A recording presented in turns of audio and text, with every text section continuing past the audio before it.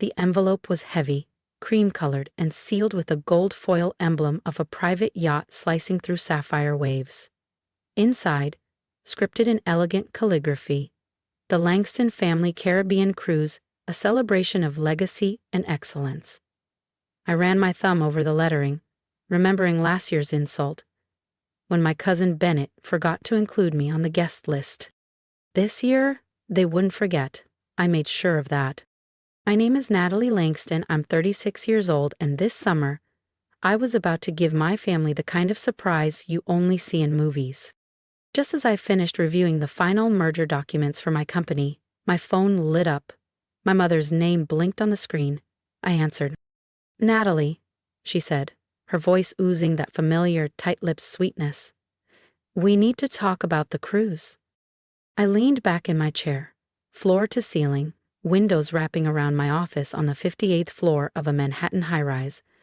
Below, I had a perfect view of the harbor, and of Celestia, the 280-foot yacht my family thought they'd chartered for their showy reunion. "What about it, Mom?" I asked. A pause. Then the sigh. "Well, sweetheart, your Uncle Bennett and I agree this year's cruise needs to be more curated." Curated. Out on the dock, I watched as a crew in white uniforms polished brass rails and aligned deck chairs. My deck. My crew. "There'll be some very high-profile guests this time," she went on. "Your father's new associates and Bennett's investors from Europe. We have to protect the family image." Ah yes, the image. The polished, perfect Langstons with their Ivy League resumes and country club smiles. And me? The disappointment, the dropout who left the family's financial firm to waste time on a startup.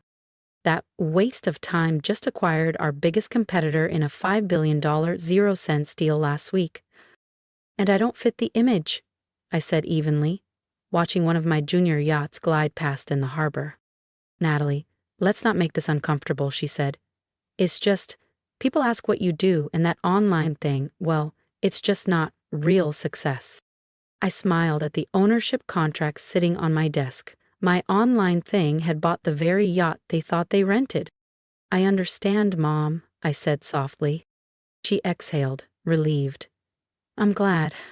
Bennett was worried you'd try to show up anyway." "Oh," I said, standing and straightening my blazer. "Don't worry. I'll be there. And trust me, they'll know exactly who the owner is, who'd been handed everything on a silver platter while I'd built my empire brick by digital brick." "No scene," I promised, my voice smooth. "But I think I'll stop by the marina anyway, just to see you all off." "Oh, Natalie, that's not necessary," my mother began. "I insist." I cut in gently. Family is family, after all. After hanging up, I tapped my intercom.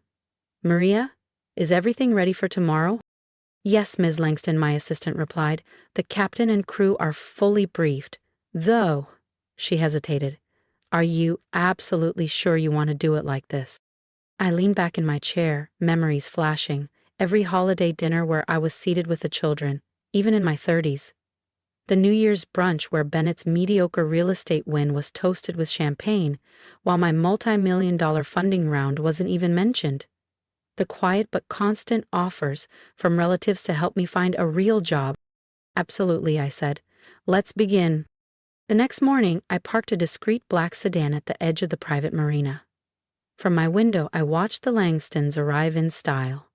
Uncle Bennett's cherry red Ferrari, my father's white Bentley, my mother's pearl Range Rover. All leased, though they boasted of owning every inch. I stepped out into the crisp summer air wearing simple white linen pants and a loose cream blouse. My minimalist look stood in sharp contrast to their deck-ready couture. Gucci sandals, gold-rimmed sunglasses, logo-soaked bags. "Natalie," Bennett called out, already smirking. "Came to see what success looks like?" He gestured grandly toward the Aurelia, the gleaming 280-foot super yacht they believed was theirs for the week. My yacht, which I'd quietly purchased and renovated over the winter. "Something like that," I said, smiling. My mother air-kissed my cheek. "You really didn't need to come, darling. I know all this might be a little hard for you." I glanced at the crew, My crew, moving briskly, loading bags, aligning champagne flutes, preparing the welcome cocktails. Not at all, I replied. I just wanted to make sure everything goes perfectly. Perfect for what? My father appeared, tugging at his cufflinks. You're not still hoping to tag along, are you? Bennett barked a laugh. This cruise is for real success stories, no charity cases allowed. His group of colleagues, all fresh-faced executives from the family firm, chuckled awkwardly, eyes flicking between us. I recognized several from the Forbes 30 Under 30 issue, most of whom owed their placement to the Langston name. Now, my mother said sweetly, placing a hand on Bennett's arm. I'm sure Natalie understands. This cruise is business. There are standards to uphold. More guests arrived. VCs, hedge fund managers, legacy investors, and socialites. I recognized most of them from past negotiations, press releases, and startup conferences. What none of them recognized yet was whose name was on the deed of the yacht they were about to board. And that was about to change. Board meetings, investor summits, high-level briefings. Many of them had seen me before and never realized it, because I preferred it that way. Low profile, high control. Miss Langston, a voice called from the yacht, we're ready to begin boarding. My father's brow furrowed. That's strange. The captain should be addressing me. I arranged this charter, Uncle Bennett added confidently, months ago.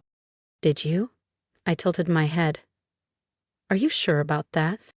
Before he could sputter out a reply, the captain emerged at the gangway, his pressed white uniform catching the sunlight like glass. Bennett stepped forward, hand extended. Captain, I'm Bennett Langston. We spoke on the phone about the itinerary. But the captain didn't stop. He walked right past him and came to a halt in front of me. He saluted smartly. Welcome aboard your yacht, Miss Langston. Everything is prepared to your exact specifications.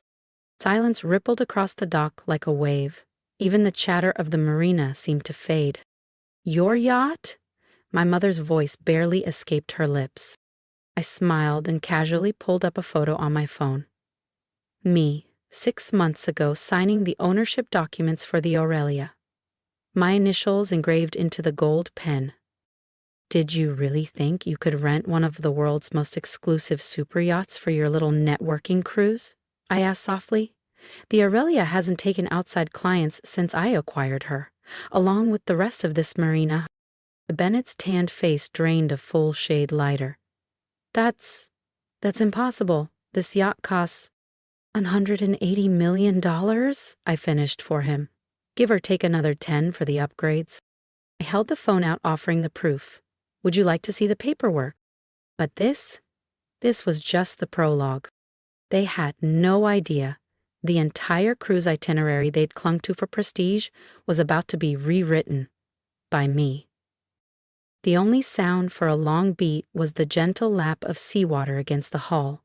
My father recovered first, stepping toward me with his best concerned patriarch look. Natalie, he said in a lowered voice.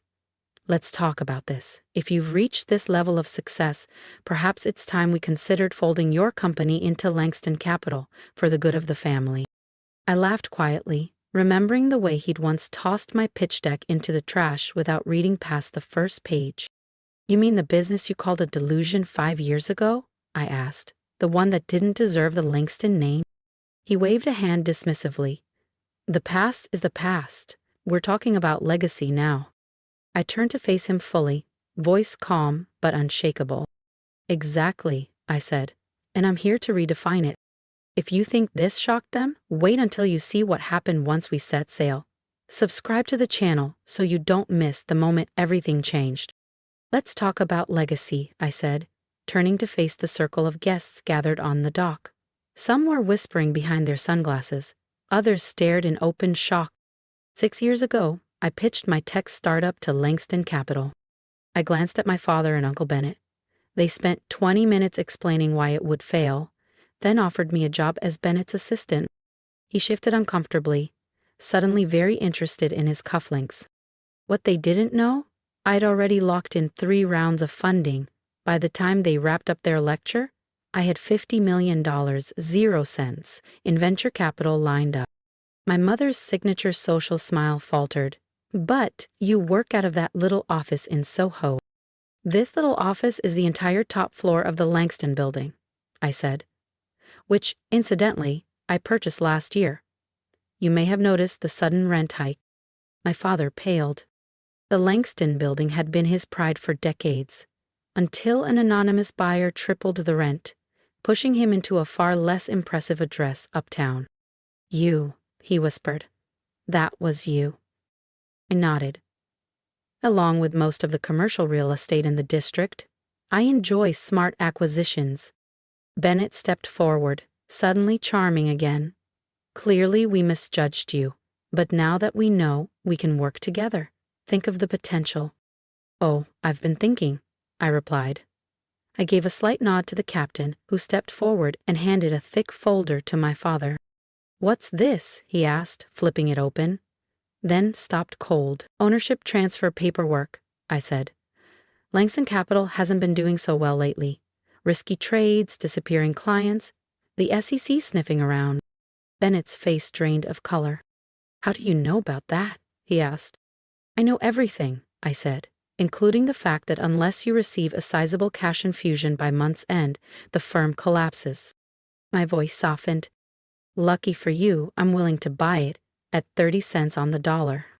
The folder slipped from my father's hands, pages scattered across the dock. My mother knelt to gather them, her diamond bracelet catching the light. But that would mean, she trailed off, that I'd own everything, I finished. The firm, the building, the Langston name and finance. All the things you valued more than me. One of Bennett's young associates stepped forward, clearing his throat. I should probably mention, I already work for Natalie, he said quietly. A lot of us do. She's been acquiring investment firms across the city. Several more guests nodded, some physically stepped away from my family and moved subtly toward me. The shift in power wasn't just visible, it was seismic. Now then, I said, turning back to face my stunned family, let's talk about this cruise. I think it's time we discussed the actual guest list. I signaled to Maria, who stepped forward with the same calm efficiency that had helped me build an empire. She handed out fresh itineraries to the crowd. You'll notice a few changes, I continued smoothly. This is no longer a social cruise. It's the kickoff event for the East Coast Tech Futures Conference. 20 of the most innovative startups in the country will be pitching their visions on board my yacht. I let that settle in before adding. Real entrepreneurs. Builders. Not trust fund heirs playing executive. Bennett's face had gone from pink to deep plum. You can't do this, he snapped. These are our guests. A man near the front cleared his throat. One of the so-called friends Bennett had invited. Actually, he said, we're here because Miss Langston invited us. Your firm's been underwhelming lately. We're exploring better options. My mother dropped onto a nearby bench, her flawless posture crumbling for the first time in decades. All this time, she whispered, you let us think that I was a failure? I finished, raising an eyebrow. Yes, I did. I wanted to see how far you'd go, how much you'd enjoy dismissing me. Think of it as a social experiment. My father's voice cracked. An experiment? I nodded. And one you failed spectacularly. I turned to the captain. Please begin boarding the actual guests. The dock crew moved into motion. My family stayed rooted. The Langstons, I added, will be taking the tender back to shore. Bennett blinked. The tender? The small boat, I said, keeping my tone light. The big one's too expensive for people who call others failures. As my invited guests, tech founders, coders, investors, real builders, began boarding, I stopped my family with one last gesture. Before you go, I have something for each of you. I handed them matching envelopes. Inside, a photograph. Them, on the dock, surrounded by wealth they didn't own, wearing expressions of stunned disbelief as the truth landed. Something to remember the day your daughter rewrote the legacy, I said with a smile. Oh, and Dad, regarding Langston Capital, you have 24 hours to accept my offer before I notify the SEC. I'm sure they'll be very interested in Marcus's creative accounting. You'd do that to your own family, my mother gasped. Family, I repeated. Was it family when you excluded me from everything? When you called me a disappointment? Silence. The funny thing is, I added, my little startup just hit a market cap of $12 billion, 0 cents. That's about 12 times what Langston Capital was worth. I glanced at Bennett. Before the embezzlement, of course? He made a choking sound. I turned to the captain. We're ready to depart. Your ride's waiting, I said, unless you'd rather swim. They turned reluctantly. My mother paused at the edge of the dock, her heels wobbling slightly on the planks. Natalie, we're sorry. We didn't know. That's the problem, I replied quietly. You never wanted to know. I watched as they boarded the tender, a small, unassuming boat, now weighed down by expensive luggage and heavier egos. They looked like mannequins from a broken window display, designer clothes, defeated stares, fading status. Then I turned and walked up the gangway of my yacht, the Aurelia, my $180 million, 0 cents Declaration of Independence. Maria met me at the top. Everything's prepared, Miss Langston, she said. Though, was the tender necessary? They could have called a car, I said, smiling faintly as the little boat bobbed in our wake. But a short ride in humility felt more fitting. The next week, every major business publication ran the headline, Tech billionaire Natalie Langston acquires family firm and rewrites the rules. The photos were everywhere. Me at the helm during the sunset cruise, panels of young founders pitching ideas on deck, 8-figure deals inked over champagne. The SEC investigation hit just days later. Bennett faced criminal charges. My father's name lost what little credibility remained. The Langston legacy in finance crumbled. But I left them one final gift. When they returned home, each of them found a small box on their doorstep. Inside was a miniature model of the same tender boat they'd been forced to ride, down to the chipped paint and scuffed seats. Tucked inside, a handwritten note. Success isn't about the size of your boat, it's about the size of your vision. Thanks for the lesson by example. 1 year later, an invitation arrived. A family dinner. Held at a modest Italian restaurant in Midtown. No yachts, no photographers. I went, same white blouse, same linen pants, but the air in the room had changed.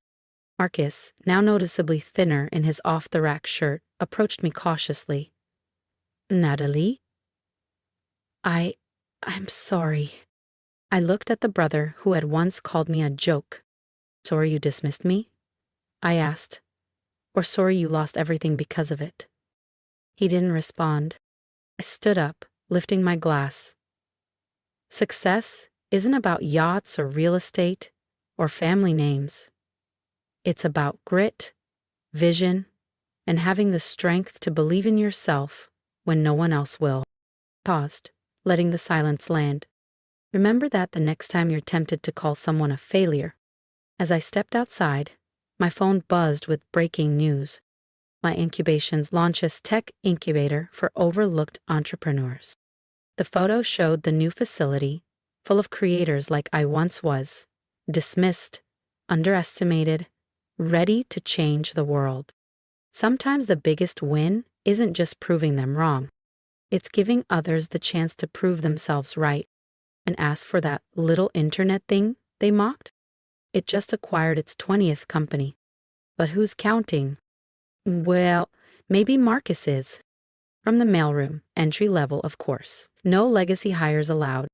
If you've ever been underestimated, pushed aside, or called a failure, drop a comment below. I want to hear your story. And if you believe in quiet strength, long games, and making your own legacy, support mine.